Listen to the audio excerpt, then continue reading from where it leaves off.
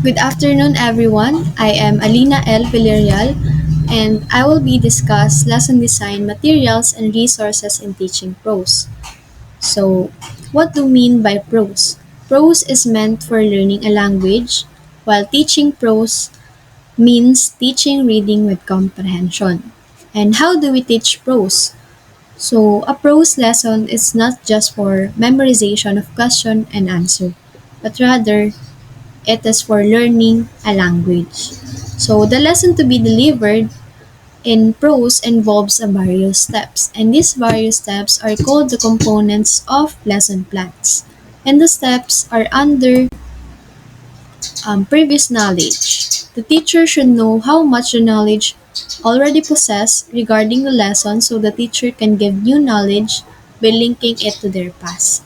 So here in previous knowledge, it refers to what a learner already knows before learning a new information. And it is important as it serves as a foundational building block for new knowledge. And teacher knowing a student's prior knowledge helps them teach better by building on existing knowledge, identifying gaps in understanding, tailoring lesson to individual students, and keeping students engaged. So the next steps is the motivation. Each and every subject or language demands motivation to attract the attention of the students. So motivation in introducing English is include all the tactics a teacher applies to take the student to the point where they are ready to learn the lesson. So the purpose of motivation is to generate interest in the lesson topic, and it is also a great opportunity to access the student's prior knowledge to about the subject or the topic of the lesson. So um, it may include teaching aids like flashcards, model charts, poster, use of previous knowledge of the students, and then a brief discussion about the lesson. Third step is the presentation, wherein this is the main and the lengthiest part of the lesson. Um, this include the following subdivisions. So the first one is the um, model reading by the teacher. So in this case, a prose lesson, the teacher should read out the lesson material loudly, making sure that his voice is audible. So here in model reading by the teacher should be very clear about the pronunciation, intonation, stress, rhythm, style, or in short, the teacher has to present the model reading. It is also where students involve listening to a text read aloud by the teacher. So the next part of the presentation is the pronunciation drill, or it is an activity or exercise for pronunciation. And some words should be selected on the basis of pronunciation skills of the class. And those words are difficult to pronounce by the students, commonly mispronounced by the students, and lastly containing the silent letters. Next part is the loud reading by the students. So here it can ensure the correct tone, pronunciation, fluency, and conspot only.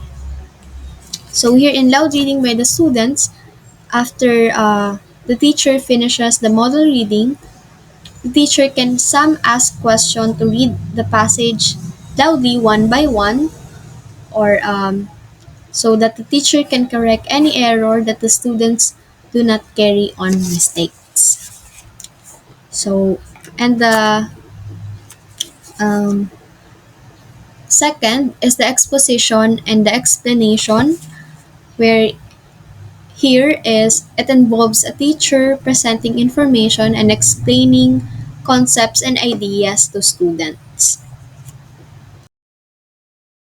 The purpose of exposition and explanation is to clear the meaning of difficult words, phrases, and idioms, to make the comprehension of passage easy, to pave way for intensive reading, and the teacher can employ the following methods for exposition words. So the first method is a direct method. The meaning is taught by showing the object pictures or by some action. So the example of direct method is play a guessing game with objects in a classroom, where the teacher holds up an object and students have to ask question in the target language, like is it red or can you eat it, and until they guess it correctly. So the next method is the translation method. So here in translation is it is the meanings of the words are told by translating it to the mother tongue. So the example is when students read a short passage in a target language and the teacher provide a translated version or a list of vocabulary words with translations to aid comprehension, and then they answer the question about the passage in both languages. So the third method is the usage method. In this method, the meaning is elicited by using words and sentences. So the example here is when the teacher starts a sentence in a target language, like I like to eat, and then the students complete the sentence with their own preferences. For example, I like to eat pizza or I like to eat chocolate. The next method is the similar word method. It is by giving words of similar meaning, the meaning of words can be elicited. So here in similar method, where it uses synonym or words with similar meanings to help learner understand a new word. So it is very helpful for expanding a vocabulary, understanding shades of meaning. So for example, here in similar word is the teacher say, we learned the word happy yesterday. So today, let's learn another word that means happy but maybe a little excited. So can you guess what joyful means? So just like that. So the next method is the contrasted word method. So in this method, words with contrast meanings are used. So um, contrasted word method is the opposite of similar word method, where in this method it uses antonyms or words with opposite meanings to highlight the meaning of the new word. And it is particularly useful for learning the words to present the polar opposites. So example is when the teacher says, we learned the word hot yesterday. Today, let's learn another word. Can you guess the opposite of hot? And what is the meaning of cold? And they will think about how the weather feels when it's not hot. So the next method is the derivation method. It is by telling how the word was formed, from where the word was derived, its meaning can be explained. So here in derivation, it is focuses on understanding the origin information of a words to grasp its meaning. And it is most effective for words with clear etymological roots. So for example is the teacher say the word television is combination of two smaller words which tele meaning far and vision meaning sight. So a television allows us to see far away. So and also this might not work for all languages, so we should be mindful about the context. So the last method is the reference method. It is connects the words to a cultural or a social reference that provides context for understanding. And it worked best for words with specific historical or cultural significance. So for example, the teachers say the word bonsai comes from Japan and it refers to the art of growing miniature trees in a pot. And the bonsai trees are often shaped and cared in a very specific way, which is part of a Japanese culture. So in this method, it requires some background knowledge about the target culture. So After the exposition and explanation, is the teacher should explain in the brief difficult portion and references of the passage. So let's move on to difficult words or structures to be dealt with, wherein the teacher has to explore, clear, and explain the new words, difficult words, structures, idioms, phrases, and other grammatical items.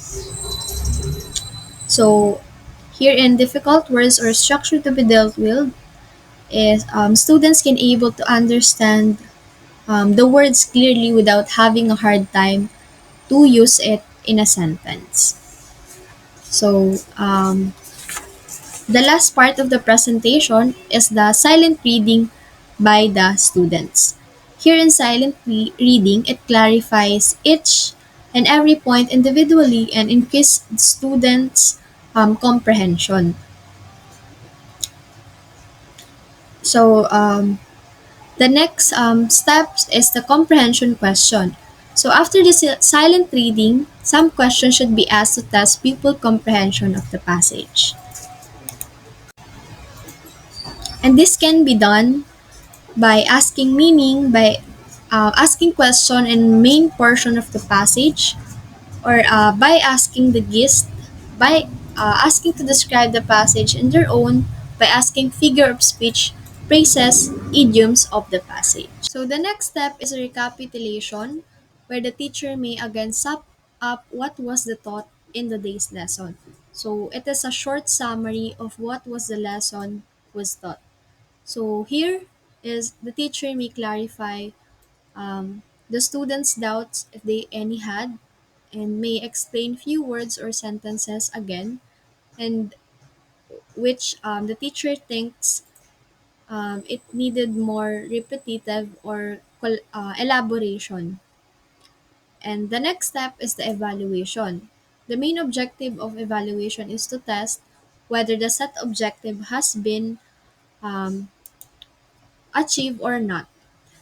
And here in evaluation is the teacher should put some application questions to evaluate the success of the lesson plan in achieving the predetermined objectives. So some example of the evaluation is explain the passage either orally or in written. Fill in the blanks. So some simple and important question from prose lesson.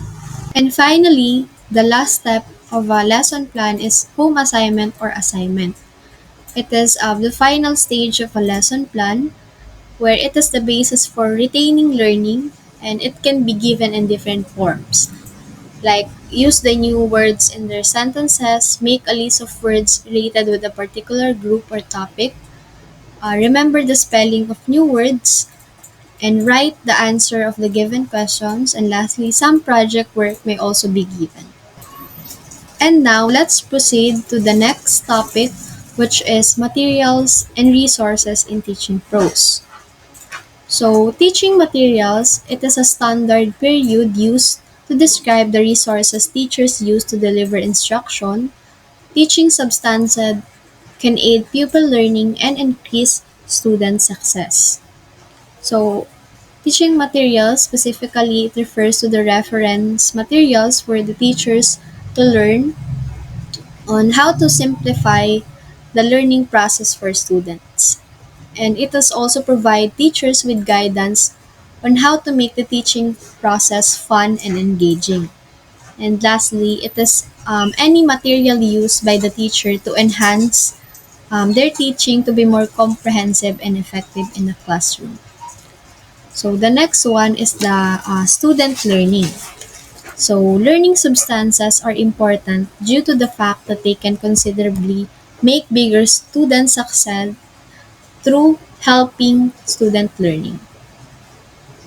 So, here in student learning, it is all about helping students reach their full potential in school. So, it is not a one size fits approach, but rather a variety of tools and strategies designed to address individual needs. So, example. is when a teacher notices a student struggling with the comprehension, um, a difficulty with math calculation, or maybe a parent mentioned their child feels overwhelmed by organization. So once the needs are identified, um, the support can be implemented. So whether the teacher can modify lessons, break down complex tasks into smaller steps, or use assessive technologies. So the next is the lesson structure. So learning materials can also add essential structure to lesson planning and shaping of instruction. Particularly in decreasing grades, studying material act as a guide for both the instructor and student. So it means lesson planning is like a piece of a recipe for teaching. Learning materials are the ingredients, and they provide structures and guidance for teachers, especially new ones, and making sure that they cover everything important. So these materials are particularly helpful for younger students who are building foundation skills and benefit from a predictable routine, or in short, good learnings. Materials can make a good lesson plan even better. So the next one is the acquiring teaching materials. So getting your hands on a valuable instruction substances is now not almost as hard as it can seem at first. So specifically, it means finding or obtaining the resources you'll use to instruct your students. So for example is textbooks, workbooks, charts, poster, presentation, educational app, or videos. So the next is the printed materials. So the first one is traditional resources, where it consists of any textbook, workbooks used in the classroom. Printed materials such as textbooks, modules, and handouts. So traditional resources are the teaching materials like physical or non-digital resources, where it used to support instruction. And they often are low-tech and have been around for a long time in classroom. So some example is visual aids like whiteboards, blackboards, bulletin board, poster, flashcards, or models. And traditional resources can be very a valuable tool in a classroom, and it can be very helpful full for some learners, especially younger students, and benefit from hands-on experiences. So the next part is the lesson plan. So a lesson plan is a teacher daily guide for what our students need to learn, how it will be taught, how learning will be measured, and this is where the teacher put what will be the flow of their lesson. So in short, a lesson plan is like a blueprint for a class session in where it outlines what students will learn, or the goals, and how they learn it, or the activities, through clear steps and materials. And it also ensures students are engaged and teacher use efficient time. The next one is the curriculum guide. It is a structured document that delineates the philosophy, goals, objective learning experiences, and instructional resources and assessment that comprise a specific educational program. So here in curriculum guide, it means it is a document that outlines the learning goals and expectation for a particular course or a subject, where it includes information on learning objectives, on what students should be able to know and do by the end of the course, and also the content, which it involves specific topics that will be covered. In learning activities, it includes assessment, used to evaluate student learning, tests, quizzes, projects, and presentation. And it is used by the teachers to plan their lessons, ensure that they covering all the required materials. And it can also be used by the students to track the progress and see what they need to work on. So the next part is the PowerPoint presentation. And this is also important as this will help the learners as well as the teacher to present a lesson in various pieces of prose in the class. So PowerPoint presentation, it is a digital slide created using Microsoft PowerPoint software. It is like an electronic presentation board where you can combine text, images, charts, and even videos into sequential slides. So these slides are presented one after the other and to convey information to an audience.